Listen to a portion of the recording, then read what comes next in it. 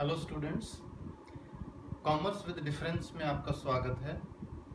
इस वीडियो में हम डिस्कस करेंगे issue for consideration other than cash, लेकिन उसका case number 3। Issue for consideration other than cash में हमने दो केस पहले डिस्कस किए हैं। फर्स्ट केस था, मैं आपको याद दिला दूं, issue of shares to promoters and underwriters. Second case हम कर चुके हैं, यानी उससे अगली वीडियो में हम डिस्कस कर चुके हैं issue of shares for purchase of assets, यानी जब कोई एसेट परचेज की हो। ये केस नंबर 3 है। देखिए third case, issue of shares for purchase of other business, यानी हमारा बिजनेस, हमारी कंपनी किसी दूसरी कंपनी को अगर टेक ओवर करती है, किसी दूसरी कंपनी को अगर परचेज करती है, तो उस केस में जर्नल एंट्रीज क्या होंगी। स्टूडेंट्स रिमेंबर वन थिंग, यहाँ पर एक वर्ड आएगा purchase consideration. See that word, purchase consideration. Purchase consideration का मतलब क्या है? देखिए मार्केट में जब आप कोई प्रोडक्ट लेने जाते हैं तो प्रोडक्ट पे एक प्राइस लिखी होती है जिसे बोलते हैं परचेज प्राइस। उसकी एमआरपी या नेट प्राइस वो मेंशन्ड होती है।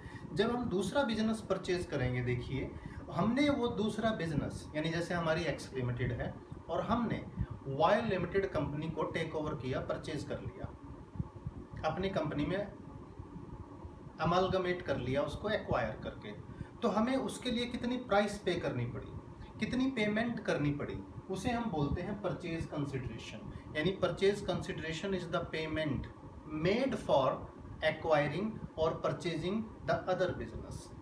यहाँ स्टूडेंट्स एक बात को ध्यान रखिएगा, जब भी हम कोई बिजनेस एक्वायर करते हैं, टेक ओवर करते हैं, या कोई दूसरा बिजनेस सिंपल लैंग्वेज में परचेज करते हैं, तो उस बिजनेस की हमें एसेट्स भी मिलती हैं और ऑन दैट पर्टिकुलर डे जो लाइबिलिटीज़ हैं वो भी हमें अज्यूम करनी पड़ती हैं। यानी बिजनेस की एसेट्स और लाइबिलिटीज़ दोनों हमें मिलेंगी। यानी एसेट्स हम यूज़ करेंगे और लाइबिलिटीज़ की हमें पेमेंट करनी होगी।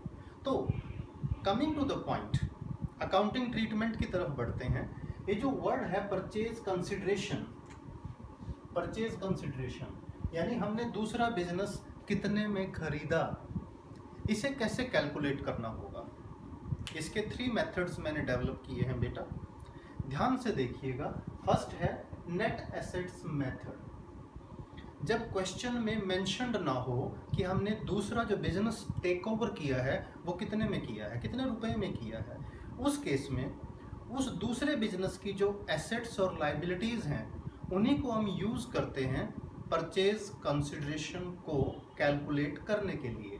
तो परचेज कंसिडरेशन कैसे कैलकुलेट होगा, देखिए मैं इसे पीसी लिख रहा हूँ शॉर्ट फॉर्म में। Purchase consideration is equal to total assets, यानी जो बिजनेस हम खरीद रहे हैं उसकी टोटल एसेट्स कितनी है, माइनस एक्सटर्नल लाइबिलिटीज, उस बिजनेस की टोटल एक्सटर्नल लाइबिलिटीज कितनी है। Assets minus liabilities simple language में, और इससे total assets minus external liabilities करके जो आएगा उसे हम बोलते हैं नेट एसेट्स, और वो होगा हमारा परचेज कंसिडरेशन। यानी दूसरे बिजनेस को या उसके डायरेक्टर्स को, उसके ऑनर्स को हमें कितनी पेमेंट करनी होगी, वो आएगा total assets minus external liabilities. ये बहुत सिंपल केस है स्टूडेंट्स, ध्यान दें। इसमें जनरल एंट्रीज क्या होंगी वो भी देख लीजिए। हमने जब दूसरा बिजनेस टेक ओवर किया है तो उसकी जितनी भी एसेट्स हैं, एसेट्स को हम बाय नेम भी लिख सकते हैं। एसेट्स अकाउंट डेबिट, मान लो फर्नीचर है तो furniture account debit, land account debit, building account debit, vehicles account debit, machinery account debit, like this. सभी एसेट्स को डेबिट करेंगे उस वैल्यू पे जिस वैल्यू में हमने उनको एक्वायर किया है। टू लाइबिलिटीज, लाइबिलिटीज के अगर नेम गिवन है जैसे creditors, bank loan, outstanding expenses, bills payable, इनको भी बाय नेम लिखिएगा। यानी एसेट्स डेबिट हो जाएंगी हमारी बुक्स ऑफ अकाउंट्स में, लाइबिलिटीज क्रेडिट हो जाएंगी, और एसेट माइनस लाइबिलिटी जितनी हमने नेट पेमेंट करनी है, यानी जो परचेज कंसिडरेशन है जो हमने दूसरी कंपनी को पे करना है। मान लो दूसरी कंपनी का नाम है वाई लिमिटेड, तो हम टू वाई लिमिटेड कर देंगे। तो वाई लिमिटेड क्या है, जितना पैसा हमने वाई लिमिटेड को देना है। तो ये जनरल एंट्री हुई स्टूडेंट्स बिजनेस को परचेज करने की entry, assets debit, liabilities credit to Y limited. Y limited को हमने कितना पैसा देना है, यहाँ क्रेडिट में आ जाएगा। नेक्स्ट एंट्री क्या होगी, वाई लिमिटेड को मान लो हम शेयर्स के थ्रू पेमेंट कर रहे हैं और कुछ बैंक ड्राफ्ट के थ्रू भी पेमेंट कर रहे हैं, तो हमारी एंट्री होगी Y limited debit, debit the receiver, जिसको हम पेमेंट करते हैं वो डेबिट हो जाता है, टू शेयर कैपिटल अकाउंट, जितने के हमने शेयर इशू किए हैं, टू बैंक अकाउंट, अगर हमने कोई बैंक ड्राफ्ट वगैरह भी दिया है। अगर बैंक ड्राफ्ट नहीं है तो टू शेयर कैपिटल, अगर सिर्फ शेयर्स के थ्रू पेमेंट हुई है। तो स्टूडेंट्स ये एंट्रीज हम पहले भी कर चुके हैं, ध्यान दें। अगर तो शेयर इशू किए हैं एट पार तो ये एंट्री होती है बेटा। अगर हमने शेयर इशू किए हैं एट प्रीमियम तो यहाँ पर सिक्योरिटीज प्रीमियम आ जाता है, टू सिक्योरिटीज प्रीमियम अकाउंट। देखिए ये हम फर्स्ट केस की एंट्री कर रहे हैं नेट एसेट्स मेथड। बाकी बेसिक एंट्रीज भी यही हैं, basic entries, these are the basic entries. इनमें थोड़ा सा ऑल्टरेशन होगा, सेकंड और थर्ड मेथड देखिएगा। हमने फर्स्ट मेथड डिस्कस किया है कैलकुलेशन ऑफ परचेज कंसिडरेशन का, जिसे नेट एसेट्स मेथड बोलते हैं, यानी टोटल एसेट्स उस बिजनेस की जिसको हमने खरीदा माइनस उसकी लाइबिलिटीज, हमारे पास आ गया परचेज कंसिडरेशन। सेकंड मेथड क्या है, देखिए फिक्स अमाउंट मेथड। एसेट्स और लाइबिलिटीज तो दी होंगी क्वेश्चन में, लेकिन एक फिक्स अमाउंट गिवन होगा। मान लो हमने वो बिजनेस परचेज किया है ₹50 लाख में, यानी business purchased at an amount of ₹50 lakh. ये एक लमसम अमाउंट, एक फिक्स अमाउंट गिवन है, यानी ये परचेज कंसिडरेशन है। स्टूडेंट्स ध्यान दें, एसेट्स और लाइबिलिटीज भी दी होंगी, लेकिन उसके अलावा हमें मेंशन्ड होगा कि ये बिजनेस हमने कितने में खरीदा, वो परचेज प्राइस, वो परचेज कंसिडरेशन अलग से दिया होगा। इसका क्या इंपॉर्टेंस होगी, कहाँ यूज होगा, हम अभी बताएंगे आपको। थर्ड मेथड भी देख लीजिए, इसी जैसा है। थर्ड मेथड है पेमेंट मेथड। थर्ड मेथड में ये दिया हो सकता है कि हमने पेमेंट कैसे की, यानी ये नहीं बताया होगा कि हमने बिजनेस कितने में खरीदा, डायरेक्ट दिया होगा हमने कितनी पेमेंट की। उस पेमेंट का अगर हम टोटल कर लेंगे तो हमारे पास परचेज कंसिडरेशन आ जाएगा। फॉर एग्जांपल सुनिएगा, मान लो क्वेश्चन में लिखा हुआ है issued 20,000 shares of ₹10 each at premium of 50%, number 1, number 2, paid rupees, ये 100 ईच कर दिया बेटा मैंने, paid ₹20 lakh by bank draft. देखिए दो तरह से पेमेंट कर दी। ये पेमेंट मेथड है बेटा, क्वेश्चन में ऑलरेडी गिवन होगा कि हमने 20,000 शेयर इशू किए हैं, जो कि ₹100 का एक है, यानी 20 लाख के तो शेयर हो गए। तो हमारा परचेज कंसिडरेशन कैसे कैलकुलेट होगा, शेयर कैपिटल, उसकी जो नॉमिनल वैल्यू है 20,000 इंटू 100, यानी 20 लाख रुपीज तो नॉमिनल वैल्यू हो गई, प्लस प्रीमियम, जो सिक्योरिटी प्रीमियम है 50% है इसका, 20 लाख का 50%, या किसी दूसरे मेथड से भी कैलकुलेट किया जा सकता है, 10 लाख प्रीमियम हो गया। हमने बैंक ड्राफ्ट से कितनी पेमेंट की है, ₹20 लाख, तो टोटल परचेज कंसिडरेशन हो गया 50 लाख। यहां ध्यान दें स्टूडेंट्स, 20 लाख के शेयर हो गए, उस पे 50% प्रीमियम है, यानी 20 + 10 30 लाख। 20 लाख रुपीज हमने पे किए बैंक ड्राफ्ट से, तो अल्टीमेटली हमने पेमेंट कितने की है, 50 लाख रुपीज की, और ये 50 लाख रुपीज क्या हो गया हमारा, परचेज कंसिडरेशन हो गया। तो इस तरह से मैंने 3 मेथड डिस्कस किए हैं बेटा, net assets, fix amount and payment method. First case में जर्नल एंट्रीज बहुत सिंपल होती हैं, सेकंड और थर्ड केस में भी सिंपल हैं, लेकिन उसमें थोड़ा सा ऑल्टरेशन है। ऑल्टरेशन क्या है बेटा, सेकंड और थर्ड केस में हम क्या करेंगे, नेट एसेट्स को जो परचेज कंसिडरेशन है उससे कंपैरिजन करेंगे, यानी net assets will be compared with purchase consideration. Purchase consideration ज़्यादा भी हो सकता है और कम भी, और उसका यूज क्या होगा ध्यान से देखेंगे। उसका केस नंबर 1 देखिएगा, when purchase consideration is less than net assets.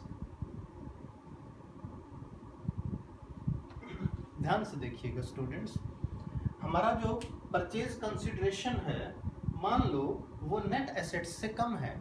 इसका मतलब क्या हुआ, एसेट्स ज़्यादा की हैं। मान लो एसेट्स हैं 55 लाख और हमारा परचेज कंसिडरेशन हमने कैलकुलेट किया ही है, ये हो गया हमारा 50 लाख।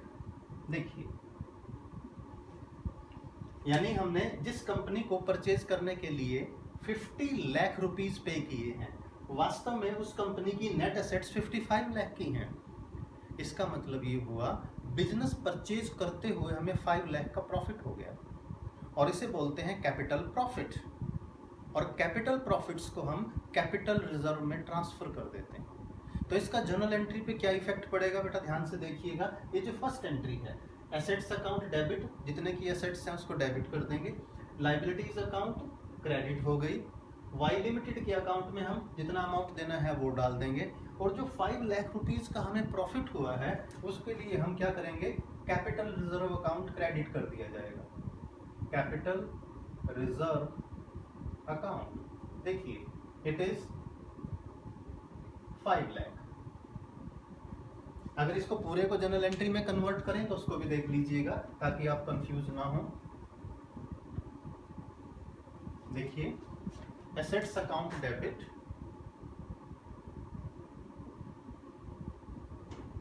एसेट्स हैं 55 lakh to Y limited 50 lakh. Y limited को हमें कितने देने पड़े, 50 लाख,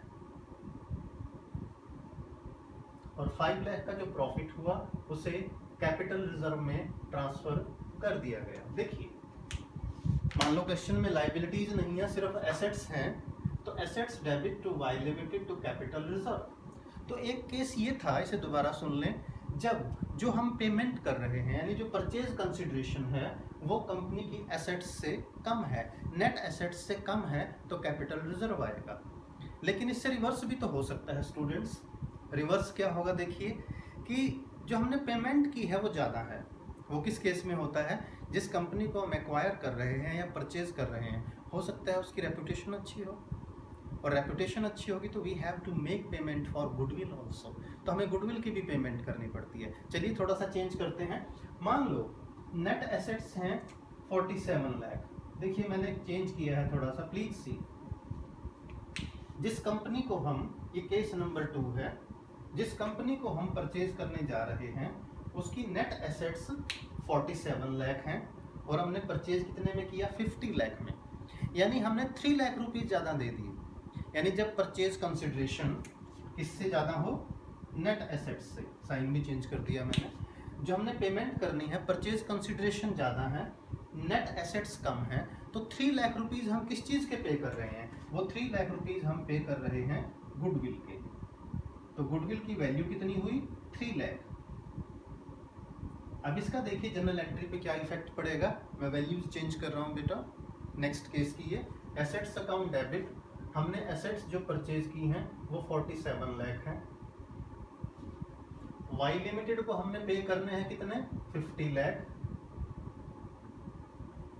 वाई लिमिटेड को पे करने हैं 50 lakh.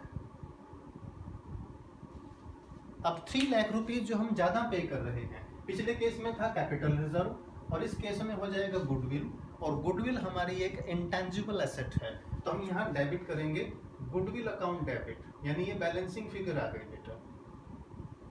Goodwill account debit that is 3 lakh. See, ये बैलेंसिंग फिगर है हमारी जो हमने यहाँ कैलकुलेट करके, यानी बिजनेस था 47 लाख का, 47 लाख, हमने उसके लिए पे किए 50 लाख, 3 लाख ज़्यादा। तो 3 लाख ज़्यादा किसके लिए पे किए, गुडविल के लिए। तो हमारी जो फर्स्ट एंट्री होगी बिजनेस एक्वायर करने की, assets account debit, goodwill account debit to Y limited. तो वाई लिमिटेड को पेमेंट हम कितनी करेंगे, 50 लाख की पेमेंट करेंगे। सेकेंड एंट्री जो होगी वो एज इट इज होती है कि अगर हम शेयर को एट पार इशू कर रहे हैं तो सिर्फ शेयर कैपिटल आ जाएगा, प्रीमियम पे इशू कर रहे हैं तो टू सिक्योरिटीज प्रीमियम आ जाएगा। ये हमारी एंट्रीज हैं। देखिए, तो मैंने इन एंट्रीज को सॉल्व नहीं किया बेटा, इनको तो सिर्फ समझाने के लिए था। यहाँ पर हमने दूसरा एग्जाम्पल लिया है ताकि हम फर्स्ट एंट्री जिसमें कैपिटल रिजर्व या गुडविल अकाउंट को जनरेट करना पड़ता है, एक न्यू अकाउंट ओपन करना पड़ता है, उसको कैसे ओपन करें। तो चलिए तीनों केसेस को एक बार फिर से देख लें। नेट एसेट्स मेथड किया हमने जिसमें सिंपल एंट्रीज होती हैं। उसके बाद फिक्स अमाउंट और पेमेंट मेथड।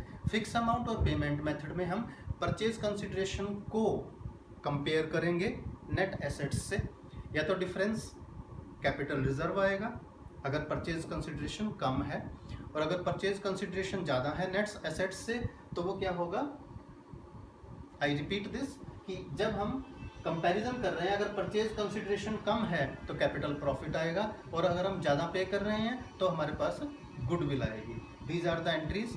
इस वीडियो को बार बार देखें, अपने फ्रेंड्स के साथ शेयर करें और चैनल को सब्सक्राइब जरूर करें।